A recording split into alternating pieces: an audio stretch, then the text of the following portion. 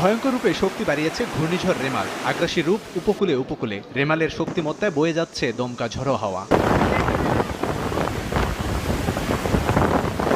সাগর ফুঁসে উঠেছে স্বাভাবিকের চেয়ে কয়েক গুণ বেশি মাত্রায়। গর্জন তুলে হুঙ্কার দিচ্ছে বড় বড় ঢেউ, জানান দিচ্ছে রেমালের তেজ। বাংলাদেশের উপকূলে বাতাসের প্রবল গতিবেগে লন্ডভন্ড পরিস্থিতি তৈরি হয়েছে উপকূলীয় এলাকাগুলোতে। ভারী থেকে অতি ভারী বৃষ্টিতে নাস্তানুবাদ অবস্থা। আগের যে অবস্থা, আগের থেকে প্রায় 2 থেকে 2.5 ফুট পানি বৃদ্ধি পেয়েছে। ঠিক আছে, বর্তমান পরিস্থিতি খুবই ভয়াবহ। ঝড় বৃষ্টি বাতাস এত পরিমাণ